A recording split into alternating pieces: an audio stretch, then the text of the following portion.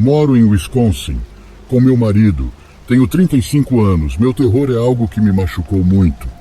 Muito mesmo. Tenho uma família grande, assim como a do meu marido também é. Sempre que visitávamos nossas famílias, a pergunta sempre seria: e os filhos vêm quando? Quero um neto. Já está na hora de vocês terem filhos. Sempre fui muito educada e nunca respondi da maneira que queria, pois ter filhos nunca foi meu sonho. E para ajudar essas perguntas vem desde os meus 23 anos. Meu marido e eu trabalhamos muito para se aposentar cedo e curtir a vida, viajando por aí. Então filhos não estavam nos nossos planos, não naquele momento, e se caso passasse da idade, adotar seria uma alternativa. Então, conforme o tempo foi passando e nós crescemos em nossos empregos, compramos a nossa casa dos sonhos. Era em um bairro antigo e a casa também era meio antiga. A maioria dos vizinhos já moravam aqui há muito tempo. Quando nos mudamos, alguns de nossos vizinhos estavam na frente jogando basquete ou aparando a grama. Nenhum deles nos cumprimentou, exceto Alice, nossa vizinha do lado esquerdo. Alice tinha uma casa linda, filhos e muitos netos. Seu marido, pelo que eu sei, já havia falecido há alguns anos nessa época. Então, conforme o tempo foi passando, ficamos próximos de Alice. O resto da vizinhança não parecia gostar muito de mim ou do meu marido. E não faço a mínima ideia do porquê até hoje. Apenas seus filhos passavam às vezes andando de bicicleta ou skate e nos cumprimentavam. Conforme o tempo foi passando, começamos a frequentar a casa de Alice. Conhecemos sua família e frequentemente elas nos chamavam para as festas de aniversário de seus filhos e netos. A partir daí também começou a vir as perguntas por parte dela, de quando iríamos ter nosso primeiro filho. Eu sempre deixava bem claro que não queria ter uma criança. E ela sempre passava 30 minutos explicando a felicidade que era ter uma grande família, apesar de ela se sentir sozinha quando seus filhos e netos voltavam para casa. Sempre escutei por um ouvido e soltei pelo outro, e assim seguimos nossa vida. Um dia estava bastante nublado. Meu marido veio me falando que achava que tinha um animal morto por perto, pois estava cheirando muito mal. Nós procuramos por toda parte, mas não achamos nada ao redor de nossa casa. Falamos com Alice e ela disse que iria mandar um filho dela verificar. Por conta de ter tocado no assunto do animal, fui para a cama com aquilo na cabeça. Por conta de ser só eu e meu marido e não queríamos ter um filho. Perguntei para ele se poderia adotar uma gata. Ele disse que sim. E naquela mesma noite eu escolhi o nome. Meg. Adotamos ela bem pequena e ela cresceu conosco. Alice veio em casa algumas vezes e sempre deixou que tinha alergia. Por isso sempre trancava Meg para ela se sentir à vontade. Um certo dia chamei Meg e não a encontrei em lugar nenhum. Dei a volta em nossa casa e fui até a pequena área de basquete atrás de casa. Bem ao lado da cerca que separava minha casa de Alice estava Meg. Da pior maneira que posso imaginar. Chego a chorar quando falo sobre isso.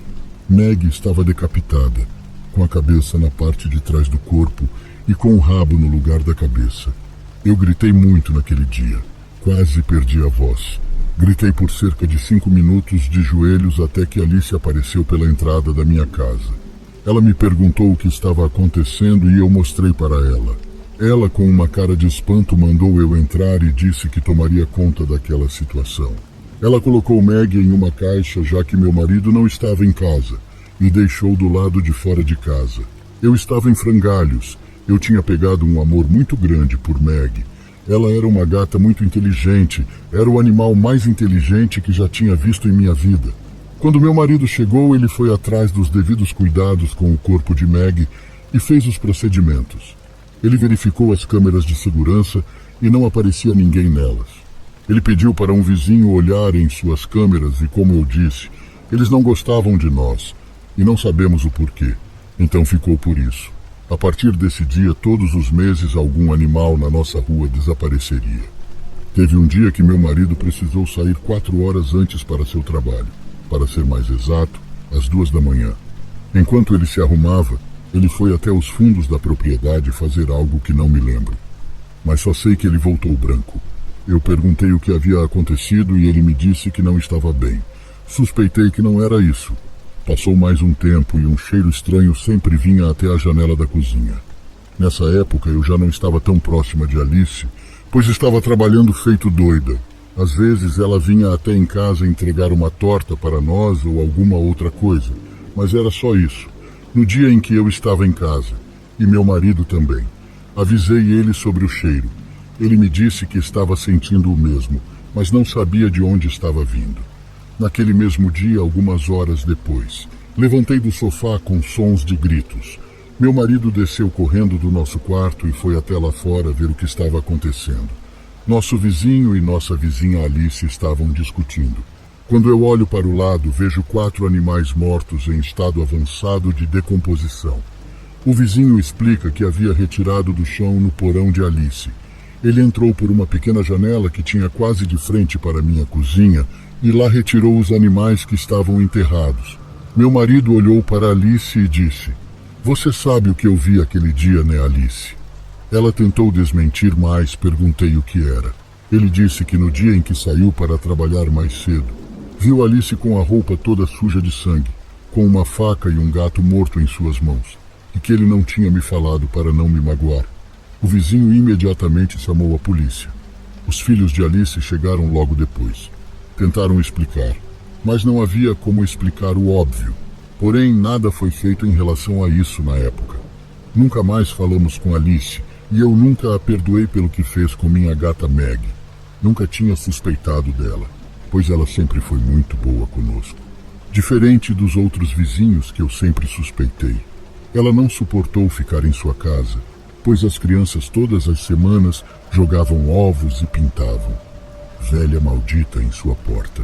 Então, logo depois de um tempo, ela se mudou para morar com seu filho. Alguns vizinhos alegaram que ela sentia prazer em fazer o que fazia. Não dá para saber o que aquela senhora fazia quando era mais jovem, e nem quero imaginar. Ela morreu alguns anos depois, então sempre permanecerá um mistério, a não ser que a família dela saiba de algo que não saibamos.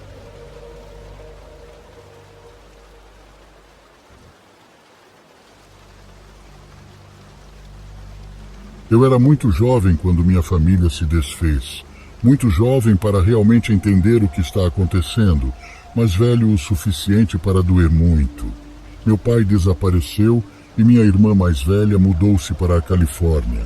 Mamãe às vezes ficava deprimida, ficava na cama o dia todo. E eu e meus irmãos passamos por alguns momentos difíceis antes de finalmente aceitarmos o que aconteceu. Acho que isso só aconteceu depois que meu pai morreu. Ele não estava interessado em nos ver ou conversar, o que doeu tanto quanto você pode imaginar.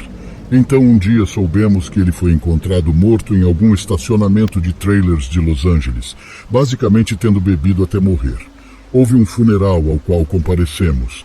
Nossa irmã mais velha só apareceu novamente muitos anos depois, e desta vez no funeral da minha mãe. Meu irmão e minha irmã não estavam interessados em falar com ela, e eu entendo. Ela agiu quase exatamente da mesma maneira que meu pai, não querendo falar conosco, não querendo nos ver nem um pouco, para que pudéssemos pelo menos ter esperança de reunir a família novamente. Então, quando ela finalmente apareceu novamente, meu irmão e irmã mais novos se uniram contra ela, e coube a mim formar o mórbido comitê de boas-vindas. Convidei-a para ficar comigo e com minha esposa enquanto ela estivesse de volta à cidade, mas ela recusou e reservou um quarto de hotel. Mas então, na tarde seguinte ao funeral, onde tivemos uma boa conversa, ela ligou e perguntou se poderia vir tomar um café. Ela estava saindo da cidade novamente no dia seguinte, devido a compromissos de trabalho, e como nossos irmãos ainda não retornavam suas ligações. Ela pensou por que não passar uma noite com um único membro da família que a responderia. Achei que ela só queria sair e distrair a cabeça, mas descobri que ela tinha algo muito específico que queria me contar. E no começo, eu nem sabia se realmente queria ouvir. A primeira suspeita que tive de que ela estava prestes a contar algo significativo foi quando perguntou se poderíamos ter um pouco de privacidade. Eu tinha minhas suspeitas de que o encontro poderia ser emocionante, já que não havia como saber quando nos veríamos novamente. Então, simplesmente preparei um bule de café para nós e subimos para meu escritório para conversar. Minha irmã me contou muitas histórias, mas a essencial é esta. Ela me contou o motivo pelo qual nossa família se desfez quando eu ainda estava no ensino fundamental, e ouvir isso fez minha cabeça girar. Tenho vaga consciência da existência de uma tia paterna, mas nunca falamos com ela ou a vimos, mesmo quando as coisas estavam indo bem para nós. E também havia uma boa razão para isso. Minha tia estava louca, o que não teria sido necessariamente um grande problema por si só. Mas pelo que parece, ela também tinha uma tendência criminosa. Ela bebia, usava drogas, se aventurava na venda do próprio corpo e andava com pessoas muito más. Ela brincaria com sua gentileza, conseguiria tudo o que precisasse, seja dinheiro, um lugar para ficar ou uma carona, sabe-se lá para onde. E então ela iria embora novamente, com qualquer promessa de sobriedade futura tendo evaporado completamente. Isso aconteceu repetidas vezes, até que finalmente todos se cansaram dela e simplesmente a cortaram elas de suas vidas, incluindo o dinheiro que lhe davam. Eles ainda arranjavam um tempo para ela de vez em quando, mas não haveria mais transferências de dinheiro para contas bancárias aleatórias. Meu pai era o irmão mais próximo dela. Eles eram tipo unha e carne. Eles tinham um relacionamento incrível antes dela mudar sua vida para pior. De qualquer forma, bem na época em que eu estava na segunda série, minha tia ligou para meu pai com mais um pedido de dinheiro. Só que desta vez foi diferente. O pagamento não era para alguma conta bancária duvidosa. Minha tia queria que $3.000 fossem enviados para um centro de reabilitação em Toronto. Ela queria ficar limpa. Quando meu pai perguntou o que havia inspirado a mudança, ela disse que receberia um bom dinheiro de algum trabalho, o suficiente para um novo recomeço, e que não queria correr o risco de desperdiçar tudo com drogas. Aparentemente, papai perguntou por que ela não poderia simplesmente pagar a reabilitação sozinha, e ela deu uma desculpa sobre não ter acesso ao dinheiro ainda, e um monte de outras baboseiras, algo que parecia mentira. De qualquer forma, em qualquer outro momento meu pai teria dito a ela para ir embora. Mas o centro de reabilitação era legítimo. Todos os números de contas bancárias estavam alinhados com o que ela disse. Não havia como ser algum tipo de fraude. Então papai arriscou, pagou e apenas esperou pelo melhor. Ele nem queria de volta. Ele só esperava que minha tia finalmente ficasse limpa, como ela sempre prometeu que faria. Alguns dias depois, meu pai recebe um telefonema de minha tia, dizendo que ela foi internada no centro de reabilitação, que está bem e que ligará para ele novamente o mais rápido possível. As coisas aparentemente estavam melhorando. Minha tia parecia mais inteligente e clara ao telefone. E pela primeira vez em muito tempo, meu pai começou a acreditar que minha tia conseguiria ficar sóbria. Cerca de uma semana se passa e uma noite. Depois que eu e meus irmãos fomos colocados na cama, alguém bateu na porta. Na porta, meu pai é recebido por um cara de aparência amigável, que pediu para entrar para conversarem sobre sua irmã. O cara garante ao meu pai que é amigo das minhas tias e que há apenas um pequeno problema que eles precisam resolver e que ele iria embora em apenas alguns minutos se meu pai pudesse ajudar. Mas, aparentemente, papai não tinha certeza sobre o homem. Então optou por falar com ele ali mesmo na porta. O homem insistiu para que conversassem em algum lugar mais privado, mas ainda assim meu pai não o convida para entrar.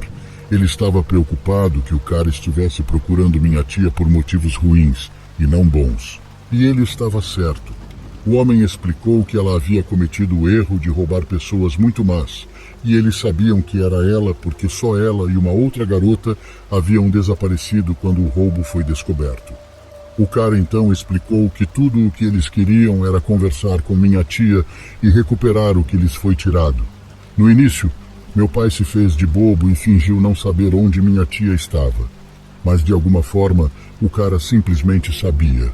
Ou talvez não. Mas com isso, o cara aumenta a temperatura. Ele aponta para um carro estacionado na rua e explica que se meu pai não contasse onde minha tia estava, 3 homens iriam entrar em nossa casa, abririam caminho para dentro e depois matariam todo mundo, sem fazer perguntas. Eles queriam minha tia, e se tivessem que trazê-la de volta por conta de um funeral familiar, que assim fosse. Mesmo que ela faltasse ao funeral, ele ficaria feliz com nossa morte. E nesse caso, eles apenas esperariam para pegá-la em algum momento. Então não houve como pensar sobre isso. Não sei o que convenceu meu pai de que o cara estava falando a verdade, mas deve ter havido alguma coisa, porque ele não tentou descobrir. Ele disse ao homem onde minha tia estava e o observou sair antes de fechar a porta. Como sabemos tudo isso com tanta precisão? Porque minha irmã mais velha ouviu quase toda a conversa. Nos anos seguintes, a culpa comeu meu pai vivo. Só ele e minha irmã mais velha sabiam o que havia acontecido naquela noite e nunca disseram uma palavra a ninguém. Ele não suportava a culpa e ela não suportava que ele tinha entregado a irmã a alguém que provavelmente a matou. Minha irmã e eu declaramos que ela era uma pessoa desaparecida no Canadá e oficialmente ela está numa base de dados à espera de ser encontrada e identificada. Mas também sabemos que alguns corpos nunca são encontrados. E se ela foi realmente morta pelas pessoas que ela roubou, então talvez nunca saibamos quem cometeu o crime ou onde eles se livraram do corpo dela. Lembro-me de que, algum tempo depois de nossa tia ter declarado o desaparecimento de uma pessoa em Ontário, perguntei à minha irmã como ela se sentia em relação a tudo isso. Tenho lutado com muitos pensamentos diferentes desde que ela me contou. O principal deles é como meu pai poderia ter tentado um pouco mais para despistar o cara. Aqueles homens queriam colocar as mãos em apenas uma pessoa. Não há como eles arriscarem 6 corpos em vez de apenas um. Tenho talvez 80% de certeza de que o cara estava blefando. E se meu pai tivesse tido uma desculpa boa o suficiente, eles teriam ido embora. Mas também tenho certeza de que se eles descobrissem que meu pai mentiu ou ajudou minha tia a fugir com o dinheiro, talvez tivessem matado todos nós. Minha irmã tem suas dúvidas se a coisa da reabilitação foi real, já que o centro que nossa tia frequentava poderia ter devolvido o dinheiro dela e deixado ela sair com o dinheiro. Alguns centros privados permitem que você faça isso. Eles não têm obrigação de detê-lo.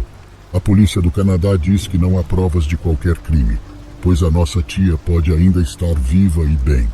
Possivelmente até viver ilegalmente sob uma identidade falsa. Mas tanto minha irmã quanto eu pensamos o contrário. Aqueles caras, quem quer que fossem, de quem nossa tia roubou, nunca fizeram uma visita de retorno. O que é pior, papai não está mais por perto para nos contar sobre isso. Acho que ele imaginou que nunca entenderíamos por que ele fez o que fez. Se ele soubesse o quão errado estava sobre isso, será que ainda teria deixado a culpa comê-lo vivo até que seu fígado cedesse e ele morresse sozinho e com dor? Talvez sim, talvez não. Mas gostaria de pensar que um dia terei a chance de dizer a ele o quanto aprecio o que ele fez. Ela já estava condenada muito antes disso. Ele sacrificou sua própria sanidade por nós. E por mais confuso que seja toda a situação, gostaria que ele soubesse o quanto eu entendo e aprecio o que ele fez por nós, mesmo que viver com isso acabasse matando-o.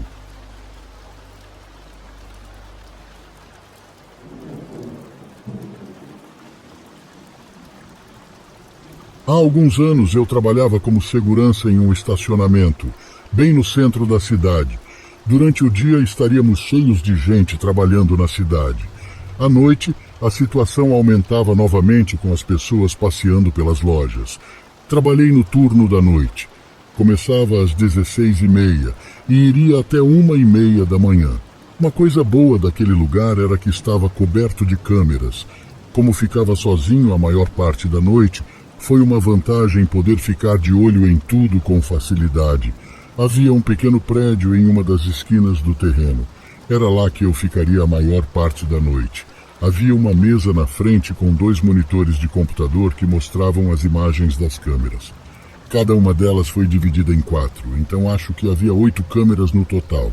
Meu turno parecia longo e eu passava a maior parte do tempo jogando no telefone ou lendo um livro.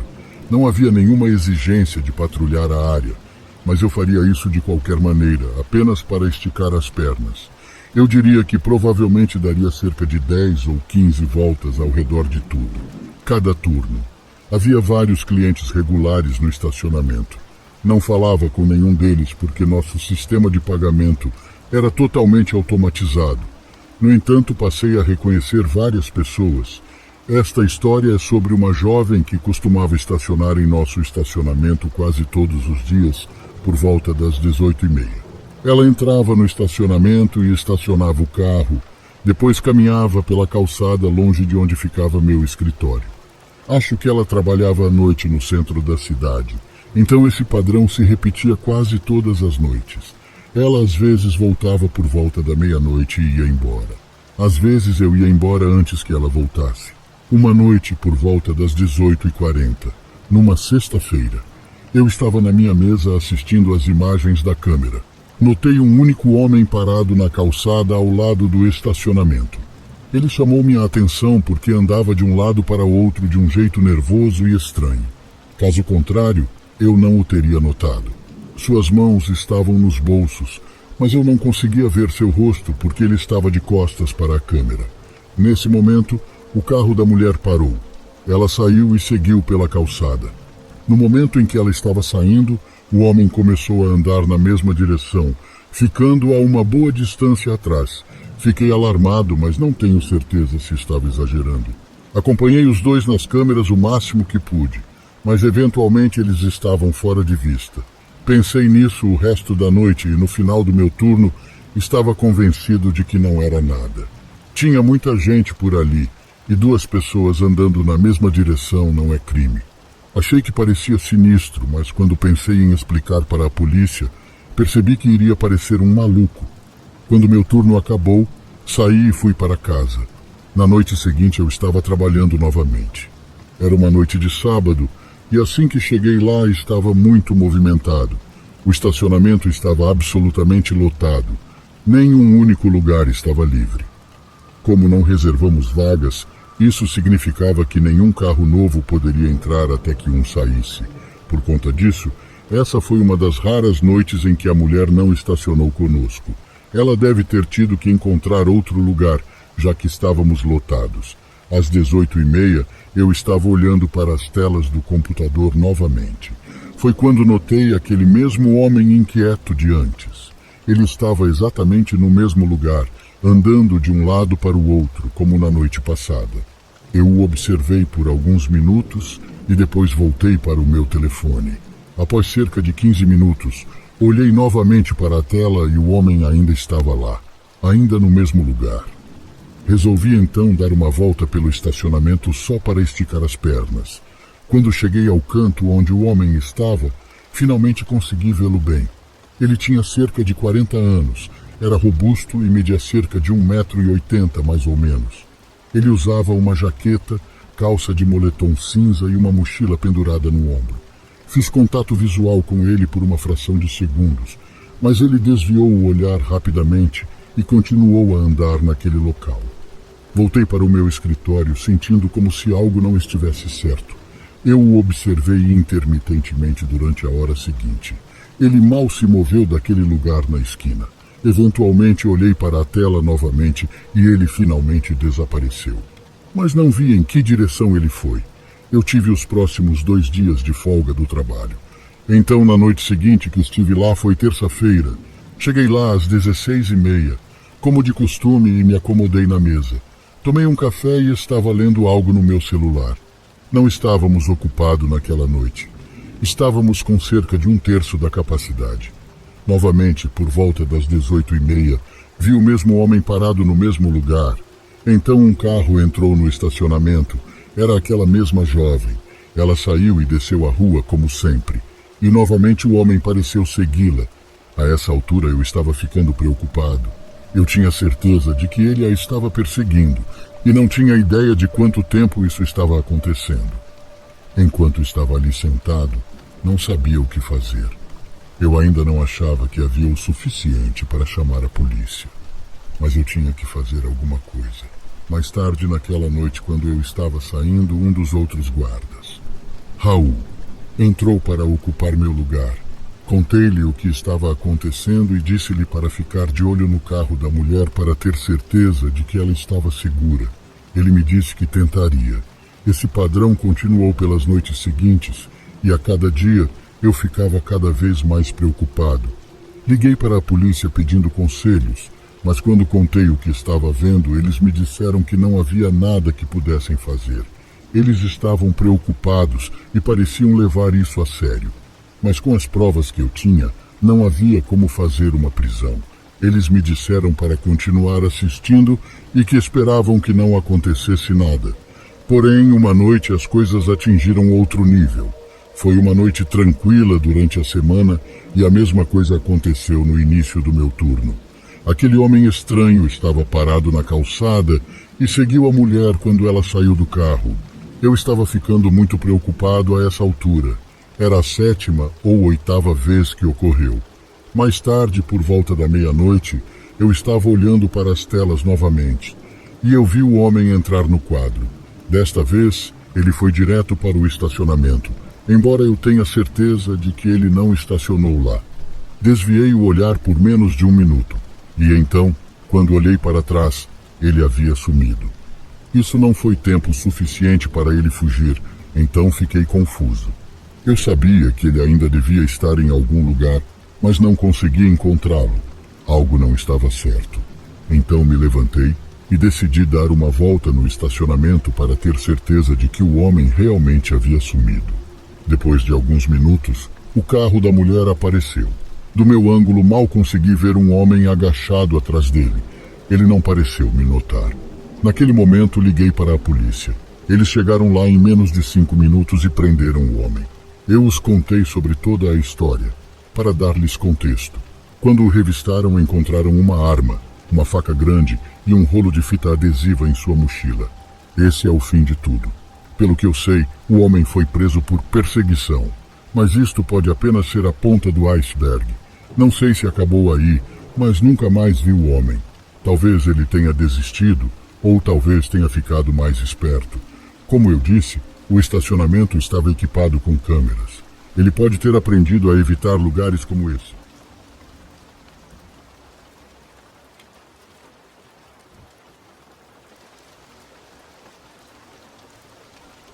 Eu sou o mais novo de 2 irmãos mais velhos. Meu irmão do meio faleceu em 2005. Uma prima minha deu à luz a um menino alguns anos depois. Então ele nunca viu ou ouviu falar do meu irmão antes.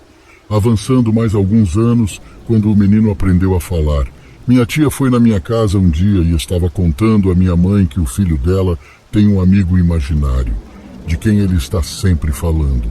O nome do amigo imaginário é Michael. Tanto minha tia quanto minha mãe fingiam que era uma coisa do tipo: crianças sendo crianças. Isso foi até minha tia começar a explicar sobre o amigo imaginário e como ele tinha algumas coincidências que se relacionavam diretamente com meu irmão. Primeiro, esse Michael acordava o menino à noite querendo jogar basquete. O garoto não se importava porque também gostava de basquete, mas era no meio da noite. Em segundo lugar, Michael diz para ele que está com marcas e aponta para sua garganta. Voltarei a isso mais tarde. Então chega a parte alucinante, que deixou todos na minha família assustados. Quando minha mãe foi visitar minha tia, ela estava sentada no sofá assistindo TV, enquanto meu primo estava brincando do lado de fora. Ele entrou na sala onde minha mãe estava e ele falou: "Michael, por que você está correndo?" Meu primo hesitou no início e depois foi para seu quarto. Depois meu primo foi até a mãe dele e disse a ela. Ele estava sendo tímido porque me disse que aquela é a mãe dele. Minha tia, sem entender nada, contou para a minha mãe. Então decidiram mostrar a ele uma foto do meu irmão. Ele aponta e diz: "Esse é o Michael, o meu amigo." Mesmo quando fui na casa deles, o menino fez a mesma coisa. E dessa vez o meu primo me disse. Ele sussurrou para mim dizendo que é o seu irmão. Todos da minha família ficaram muito assustados com tudo isso, sem entender se o amigo imaginário Michael era o espírito do meu irmão. Aqui está a explicação sobre o meu irmão. O nome do meu irmão era Travis Michael. Ele gostava de jogar basquete no ensino médio. Ele morreu em um acidente estranho nas dunas de areia de São Luís Obispo, na Califórnia. Enquanto andava de quadriciclo com os seus colegas, ele acabou caindo do quadriciclo e quebrou seu pomo de Adão e basicamente sufocou e acabou falecendo ainda no local.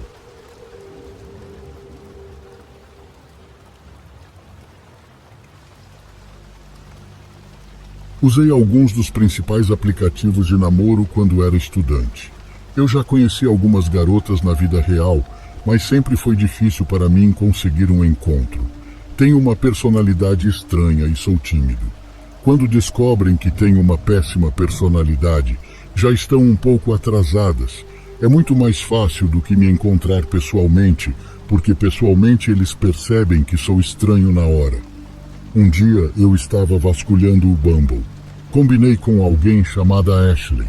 Ela tinha apenas 2 fotos. Uma delas estava por trás, mas a que mostrou o rosto confirmou que ela era linda.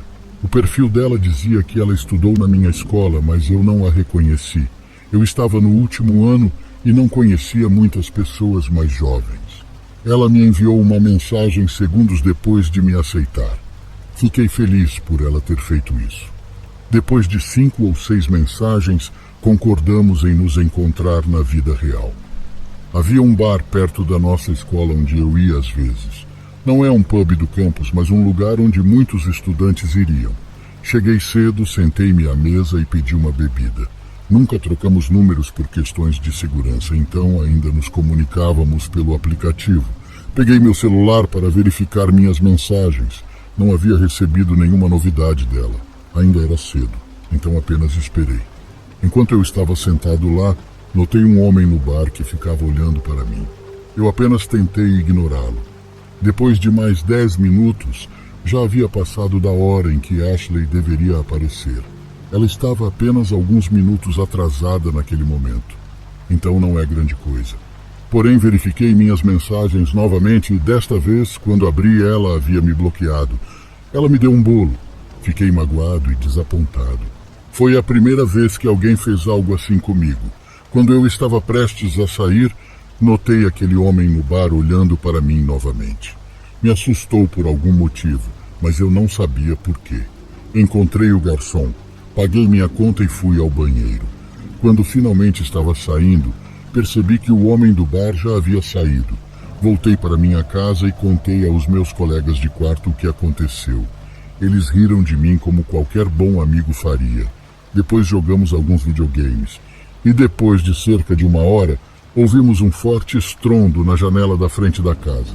Poderia ter sido uma bola de tênis, já que estavam jogando algum tempo antes. Fui até lá e puxei as cortinas. Não estava quebrado, mas quando olhei para fora, vi um homem parado na calçada de frente para minha casa. Eu não sabia se ele estava olhando para mim porque estava muito escuro. Parecia bastante óbvio que ele era o responsável pelo que quer que tivesse atingido a nossa janela. Embora contra minha vontade, saí pela porta da frente para confrontar o homem. Eu não estava com raiva nem nada e não estava procurando briga. Ingenuamente pensei que fosse algum tipo de mal-entendido. Talvez ele fosse outro estudante tentando mexer com alguém e tenha ido para a casa errada. Isso é o que eu estava pensando de qualquer maneira. Abri a porta e fui até a varanda e caminhei em direção à calçada onde o cara estava parado. Assim que cheguei perto, reconheci-o como o homem que estava no bar enquanto eu esperava. Ele olhou para mim e sorriu. Então me virei e voltei para dentro. Meu colega de quarto e eu discutimos isso por cerca de 1 hora. Eu disse a ele que o homem estava no bar olhando para mim enquanto eu esperava a Ashley. Nós dois achamos estranho e que ele provavelmente estava por trás do perfil de Ashley. Durante a próxima semana, eu veria muito o cara por aí. Uma vez eu estava andando pela calçada e o vi parado. Foi um dia agitado, então não fiquei tão preocupado. Mantive meus olhos apontados para frente, mas percebi que ele estava olhando para mim. Quando passei por ele se inclinou e sussurrou para mim algo que não conseguia entender. Eu apenas continuei andando. A cerca de 2 ou 3 quarteirões de distância, eu o vi novamente na calçada à minha frente. Eu já havia passado por ele antes, então isso significava que ele devia ter corrido na frente por uma das estradas vicinais para chegar na minha frente novamente. Quando passei por ele novamente, ele disse outra coisa que também não conseguia entender. Sua voz parecia ser gaga ou fanha. Coisas assim continuaram acontecendo por mais algumas semanas. Um dos meus colegas de quarto queria chamar a polícia. mas achei que deveríamos simplesmente ignorá-lo. Achei que ele estava tentando provocar uma reação minha e a melhor maneira de lidar com isso era não lhe dar nada. No final, a perseguição pareceu parar. Ainda não sabemos exatamente o que ele estava tentando fazer, mas ele era definitivamente um cara estranho. Felizmente as coisas nunca ficaram violentas, mas não se sabe exatamente do que ele era capaz. Qualquer coisa que acontecer eu volto para relatar.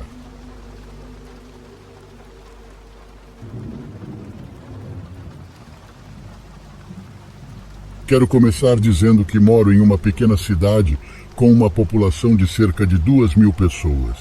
Moro em um bairro nas planícies que fica a cerca de 30 minutos da cidade. Nada acontece aqui. Não há moradores de rua, nem problemas com drogas. E é tão antigo e chato quanto parece, exceto há cerca de um ano, quando um homem matou a própria filha e depois a si mesmo. Aconteceu bem no parque da nossa cidade, tarde da noite.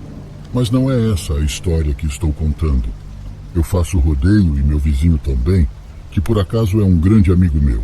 Há alguns meses, durante o verão, decidimos fazer um passeio noturno em nossos cavalos junto de outras pessoas. Estava muito fresco e fazia calor o dia todo. Passamos cerca de 1 hora de viagem, apenas andando pelas estradas de terra ao redor do bairro, quando ouvimos a voz de um homem soltar um grito de gelar o sangue. Eu gostaria de poder dizer que foram palavras, mas foram simplesmente o som de um homem gritando de forma agonizante. Eu ouvi primeiro e imediatamente disse aos meus amigos para pararem e ouvirem. E então, depois de alguns segundos de silêncio, tudo começou novamente. Como moramos em uma área tão segura, nós apenas brincamos e dissemos que talvez fosse alguém brincando com seus filhos. Mas então concordamos em ficar, só para garantir. E nem 30 segundos depois, o homem começa a gritar novamente. Acontece assim a cada poucos segundos. E então, depois de cerca de 3 minutos, minha amiga diz que acha que o ouviu dizer: "Por favor, alguém ajude." E então, imediatamente, levamos isso muito mais a sério. Nosso bairro não é um lugar enorme. São cerca de 3 a 6 acres por casa. Então, definitivamente, não éramos as únicas pessoas ouvindo esses gritos e berros. Tínhamos concordado que vinha de trás da casa que estávamos de frente. Concordamos em não entrar na propriedade para nossa própria segurança. Os pais da minha amiga são policiais e concordamos que a melhor aposta era ligar para a mãe dela e ver o que ela iria dizer. Ligamos para ela depois de cerca de 6 minutos parados ali. E depois de cerca de 1 minuto de silêncio total, sua mãe nos instruiu a ligar para o 911 e explicar a situação. Se era uma emergência ou não, não podíamos dizer. Então cabia a eles. Eles pediram o endereço, depois que lhes demos todas as informações. Eles nos disseram que poderíamos ficar e passear ou ir para casa, mas que em breve haveria policiais lá para verificar. Concordamos em voltar para casa simplesmente porque estava escurecendo e também tínhamos cavalos para alimentar. Após cerca de 40 minutos de caminhada para casa, recebemos uma ligação da polícia informando que eles foram até aquela casa e ninguém atendeu a porta da frente. Eles até foram às casas vizinhas e todos estavam supostamente bem naquela área. Algumas outras pessoas afirmaram que também ouviram os gritos, mas que não agiram nem tiveram qualquer envolvimento com eles. Dissemos a eles que acreditávamos que os gritos vinham de trás da casa e não de dentro dela. E eles disseram que iriam verificar toda a propriedade e entrar em contato conosco novamente. Finalmente chegamos em casa e seguimos caminhos separados. Assim que entrei, minha amiga me ligou e me informou que a polícia havia ligado de volta. Eles encontraram um homem preso nas engrenagens de um triturador nos fundos de sua propriedade. Minha amiga pediu mais detalhes e se ele estava bem, mas a polícia afirmou que não poderia nos informar por motivos de privacidade. Eu não acho que as pessoas entendam como soa um grito de gelar o sangue até que você realmente experimente por si mesmo. E isso ficou comigo guardado em minha mente. Ainda não tenho ideia se salvamos a vida do homem ou se ele acabou morto, pois a polícia nunca nos contou mais nada. E para ser sincero, nem sei se consigo lidar com as respostas. Então sim, O que quer que tenha acontecido com aquele homem, eu realmente espero que ele tenha sobrevivido e esteja bem. Se você ouvir alguém gritando de puro terror e desespero, confie na sua intuição e chame por ajuda.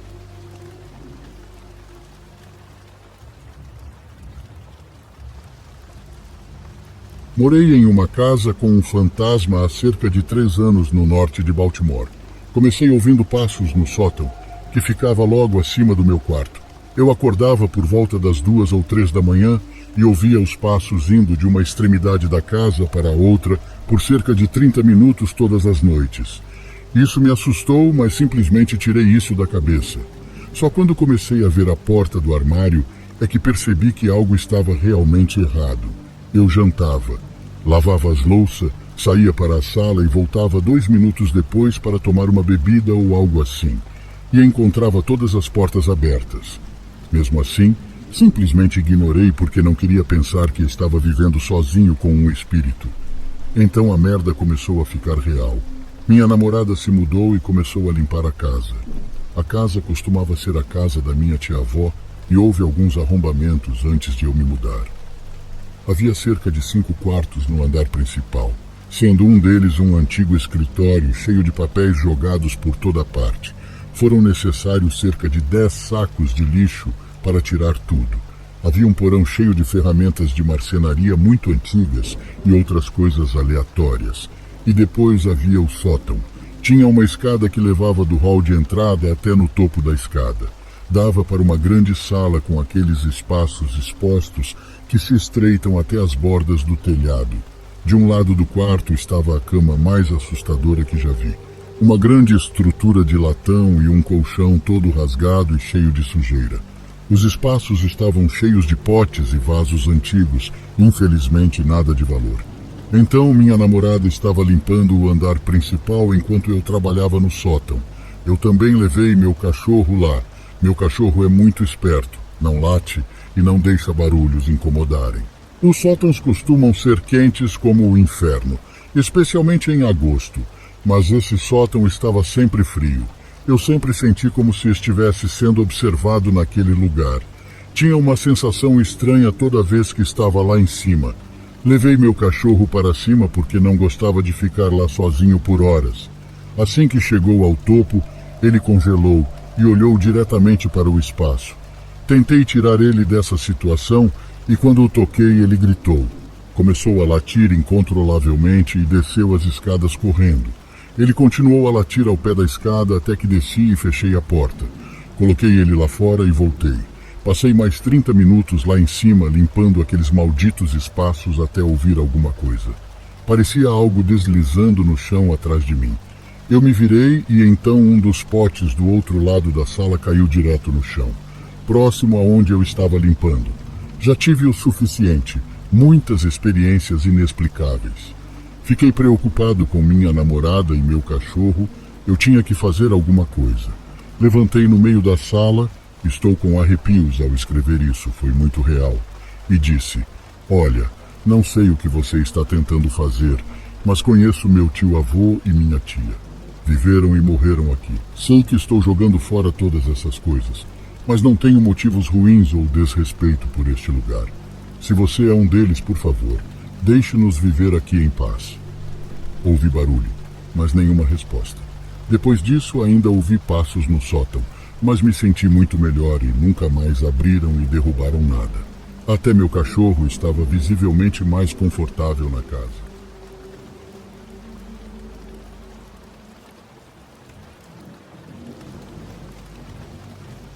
Para começar, sou mulher e, enquanto estava na faculdade, tive a infeliz sorte de ser perseguida por uns caras bem infelizes. Não me considero a mais bonita. Na verdade, sou bastante simples e chata. Eu estava no trabalho como em qualquer dia normal. Trabalhei em uma grande rede de lojas de departamentos e atendimento ao cliente. Um cara chamou minha atenção, não porque eu o achasse atraente, longe disso, mas porque ele não parava de me olhar. Ele pulou filas para entrar na minha fila e esperou até chegar a sua vez de se aproximar do balcão. Ele estava fazendo um pequeno retorno e me perguntou se eu tinha namorado. Do nada, Isso me pegou desprevenida. Eu estava cursando a faculdade numa cidade onde não tinha intenção de ficar, simplesmente porque não gosto de morar lá. Fui criada em uma cidade onde a diversão nas noites de sexta ou sábado consistia em sentar no estacionamento do banco local, ou ficar brincando até o toque de recolher da cidade. Sim, minha cidade natal tem toque de recolher. Você sabe como às vezes você tem uma sensação estranha no fundo da sua mente ou na boca do estômago, e sabe que algo ruim vai acontecer? Foi o que aconteceu quando esse cara chegou à minha estação de trabalho. Então, para ser cautelosa, eu disse a ele que tinha um noivo em casa, mesmo que isso fosse uma mentira. Eu era uma garota solteira na época, e ainda sou. Ele perguntou onde estava meu anel de noivado, e eu disse que estava guardado. Ele então perguntou se eu já tinha saído com outra garota. Veja bem, eu não conhecia esse cara. Então ele me perguntou se eu já tinha estado intimamente com uma garota. Fiquei chocada. Depois que o cara invadiu meu espaço e me fez perguntas cada vez mais pessoais, consegui fazer com que ele seguisse em frente para que eu pudesse continuar ajudando os clientes. Isso acontecia todos os dias, às vezes até 2 ou 3 vezes por dia, durante cerca de 2 meses. O cara entrava e me perseguia todos os dias. Como se não bastasse, ele conseguiu um emprego na mesma rua e continuou me abordando, mesmo quando eu estava trabalhando. Cheguei ao ponto em que fiquei com medo da presença dele, porque ele não aceitava um não como resposta. Tentei não deixar que ele visse que tipo de carro eu dirigia naquele momento, mas sei que ele me viu pelo menos 1 ou 2 vezes.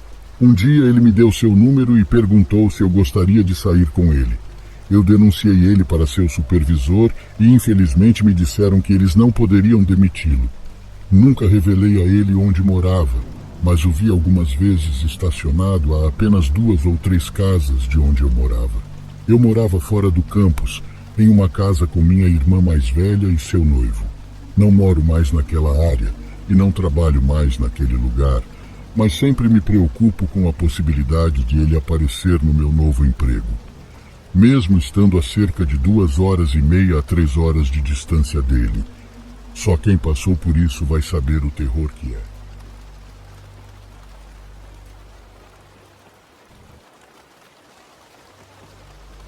Isso aconteceu há cerca de 1 ano e ainda é muito estranho. Minha amiga e eu somos mulheres de 22 anos. Minha amiga Ana e eu estávamos entediadas em um fim de semana e decidimos ir a uma praia popular para tirar algumas fotos e apenas brincar. Então tiramos fotos e tivemos um dia realmente lindo, e no caminho de volta estávamos morrendo de fome. Então decidimos parar no McDonald's da cidade litorânea. Esta cidade é muito famosa e legal, e todas as celebridades moram aqui. Há também um restaurante super famoso na beira da rodovia lotada de gente rica. Este McDonald's ficava do outro lado da rua do restaurante. Como tantas pessoas famosas frequentam este restaurante e fica numa estrada bastante movimentada, a maioria deles tem motoristas que os levam. Os motoristas geralmente ficavam no estacionamento do McDonald's enquanto comiam do outro lado da rua. Ana e eu não sabíamos disso na época. Queríamos apenas um McFlurry. Então fomos ao McDonald's e logo quando saímos do carro, minha amiga começou a agir de forma muito estranha. Ela, verifica 3 vezes se as portas do carro estavam trancadas e pegou sua câmera para trazer para dentro. Perguntei o que estava acontecendo e ela disse que havia um grupo de rapazes parados na frente do McDonald's, fumando e olhando para nós. E isso estava lhe dando arrepios. Sou uma pessoa muito tranquila e confiante, então não pensei muito nisso. É um lugar movimentado em uma cidade super legal, então não estou preocupada. Entramos e há algumas pessoas da nossa idade. Pegamos nossa comida e sentamos à mesa para comer. Um dos motoristas que estava fumando lá fora entra e se senta alguns passos atrás, de costas para a parede, bem onde pode nos ver. Estou de costas para ele, mas Ana fica realmente assustada e quer ir embora. Ele não está comendo nem nada. Ele está apenas olhando para nós. Este é um McDonald's bastante lotado e uma das cidades mais bonitas do sul da Califórnia. Então me sinto bastante segura. Mesmo assim, Ana ficou assustada. Então concordei em sair. Eu só tive que usar o banheiro primeiro. Era um daqueles McDonald's onde o balcão e a sala de jantar principal ficavam em uma sala grande. Depois havia uma espécie de corredor ao lado do balcão, com banheiros no fundo. Havia também uma porta que dava para fora ao lado dos banheiros. O banheiro tem apenas 2 cabines. Entrei na primeira cabine. Ouço Ana chamar meu nome. Nesse ponto estou muito confusa, já que ela deveria estar olhando nessas coisas. Ela pergunta: "Você está bem?" "Sim, estou apenas fazendo xixi." Eu respondo. Ela estava tipo: "Oh, ok." E fica ali parada na porta. Depois de um segundo eu a ouço sair e penso: isso foi muito estranho. Então saio do banheiro e a vejo esperando na porta com todas as nossas coisas nas mãos. Perguntei a ela o que estava acontecendo e por que ela veio ao banheiro. Ela apenas olha para mim em pânico e fala: "Precisamos ir embora agora mesmo." Neste ponto ainda não estou com medo, apenas confusa. Corremos para o carro e ela começa a me contar o que aconteceu. Acontece que quando entrei no banheiro, o motorista assustador me seguiu um pouco depois. Não me lembro de ouvi-lo entrar, mas talvez tenha ouvido e simplesmente presumi que alguém estava na cabine ao meu lado. Vou ser honesta, eu realmente não estava prestando atenção. Tenho certeza de que não sabia que alguém havia entrado na cabine ao meu lado, porque ele não fechou a porta quando entrou. Um jovem percebeu e foi até minha amiga e perguntou se conhecíamos o motorista. Frenética, ela disse a ele que não. E foi então que ela correu para me ver. Ele estava na cabine ao meu lado com a porta aberta. Era uma cabine grande para deficientes físicos e ele não fazia barulho. Ela entrou e não o viu. Então chamou meu nome para ter certeza de que eu estava bem. Ele quase imediatamente saiu correndo da cabine e passou por ela. Ela estava em choque total. Não sabia o que fazer além de juntar nessas coisas e se preparar para correr. Quando fomos até o carro dela, ele estava sentado em seu grande carro preto, com vidros escuros ao nosso lado, ainda olhando. Saímos em alta velocidade e quando chegamos em casa, ligamos para o McDonald's para avisar o que aconteceu. Eles realmente não pareciam se importar, e então ligamos para uma linha não emergencial do xerife para denunciar, que estava fechada. Eventualmente, minha mãe ameaçou divulgar nas redes sociais que eles não levaram meu relatório a sério, e ela entrou em contato com alguém da empresa. A partir daí, eles verificaram as câmeras e viram o cara me seguindo. Um boletim de ocorrência foi feito. Então espero que isso nunca mais aconteça com mais ninguém. Graças a Deus, nada acabou acontecendo, mas ainda é muito assustador. O cara estava sentado em seu carro, apenas olhando para nós quando saímos. E quem sabe o que ele estava planejando fazer.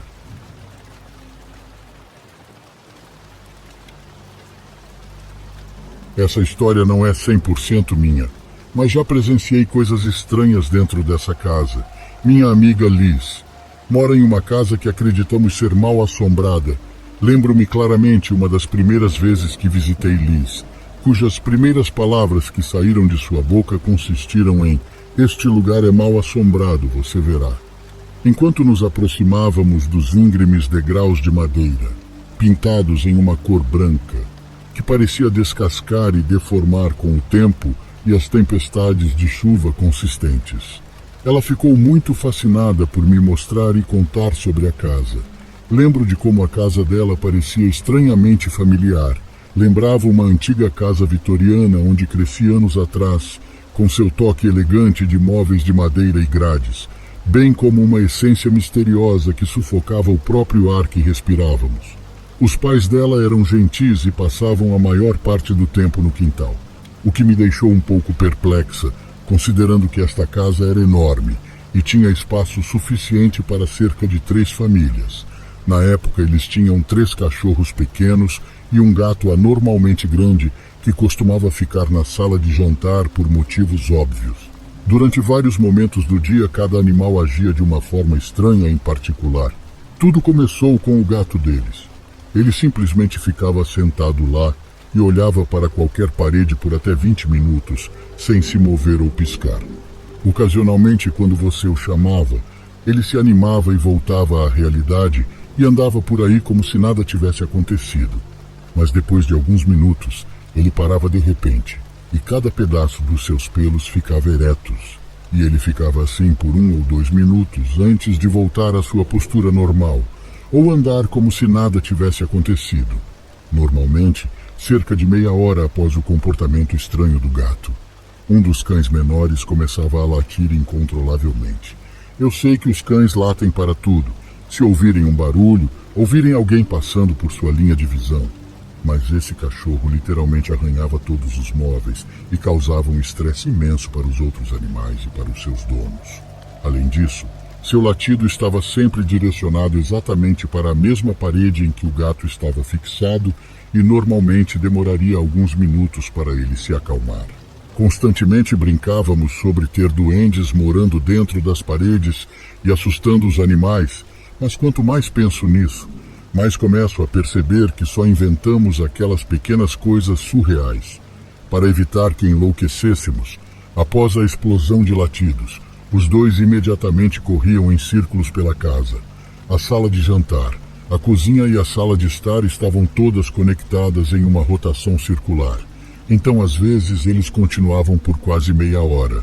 Eu sei o que você está pensando. Eles são animais, é natural que isso aconteça com eles. Mas o que não é natural é que isso acontecia todos os dias exatamente na mesma hora. Era como um relógio.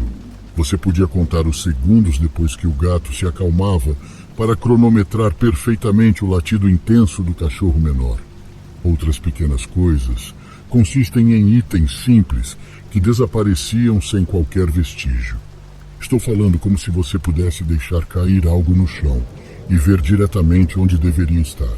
Mas depois de tirar os olhos dele por uma fração de segundos, o objeto simplesmente desapareceria e ninguém conseguiria encontrar. Qualquer coisa desapareceria. Controles remotos, telefones, pequenos cinzeiros. Lembro de uma vez que foi uma das primeiras festas do pijama que tivemos.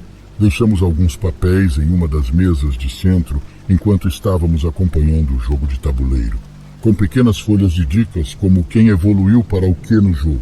Os itens estavam localizados na mesa, junto com nossos copos de leite e uma pequena bandeja de biscoitos com um dos controles remotos ao lado.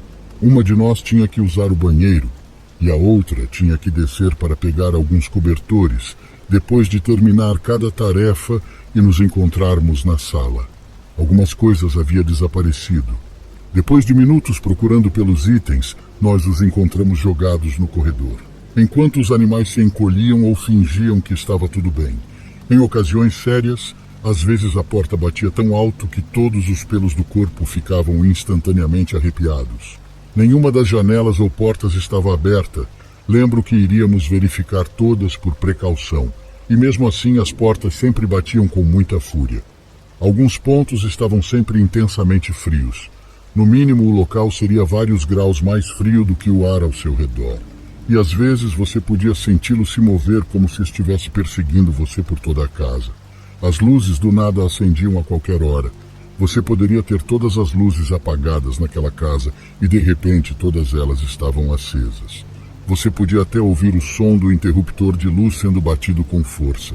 Seus pais chamaram um técnico para verificar os fios. Disseram que tudo parecia estar funcionando bem, o que só os deixou ainda mais preocupados. A casa dela era muito barulhenta. Cada passo que você dava tinha um rangido horrível que fazia você se encolher e tornava impossível acordar para um lanche da meia-noite, sem acordar todo mundo na casa. Mas uma coisa em particular que me assustou. Foi uma noite em que eu estava dormindo lá em cima e acordei por volta da meia-noite para pegar um pouco de água.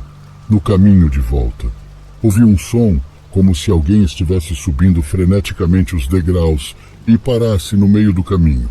Eu estava no final do corredor. Eu sabia que Liz estava lá embaixo. Então, automaticamente pensei que ela havia esquecido alguma coisa em seu quarto e subiu para pegar e levar para baixo. Eu tive uma sensação muito desconfortável tomando conta de mim. Era quase como um instinto. Senti algo me olhando logo atrás. Lembro de me virar rapidamente, morrendo de medo do que veria. De repente, a coisa desliza pelo chão, andando rápido em minha direção. O chão não rangia como se alguém estivesse andando. Essa força se aproximava de mim, igual àquela temperatura congelante, seguindo nosso caminho. ela para bem na frente do meu rosto. Eu podia sentir o ar frio intenso circulando a centímetros do meu nariz e o som fraco de uma respiração profunda. Eu não conseguia gritar e também não conseguia falar. Me lembro somente de acordar pela manhã dormindo no mesmo lugar que vi aquela coisa. Outro evento que me assustou muito consistiu apenas em nós duas e o pai dela. Claramente ele não tinha nada melhor para fazer do que assistir Harry Potter com algumas adolescentes e comer pizza numa sexta-noite. Então ele nos disse que estava saindo para beber, já que tínhamos cerca de 17 anos na época, e ele saiu pela porta, deixando a gente sozinhas, nem mesmo 10 minutos depois de ele sair. Ouvimos o som da porta da frente se abrindo e ele entrando. Colocando o casaco no corrimão e retirando as botas, ele nos pergunta o que temos feito durante sua longa ausência. Liz sorri, sabendo que ele está brincando e vai perguntar no outro cômodo se ele não iria sair mais. Toda a cor sumiu de seu rosto. Seu sorriso se transformou em uma expressão de terror. Ninguém estava lá. Nós duas ouvimos a voz dele e a porta se abrindo ao mesmo tempo. Mas não tinha ninguém. Eventualmente ele volta para casa de verdade dessa vez. Ela contou a ele o que aconteceu. Nunca esquecerei a expressão de preocupação que cruzou seu rosto enquanto ele suspirava e dizia que estava tudo bem. Minha amiga e seus pais estão atualmente planejando se mudar e se aproximar da cidade. Nada muito prejudicial aconteceu ainda, mas acredito que eles pretendam sair da casa, pois tomaram juízo sobre aquele lugar. Eventualmente nem adianta gravar ou filmar. Eles já tentaram e nada nunca aparece. Espero que acreditem no meu relato, pois eu não acreditava até presenciar essas coisas malucas.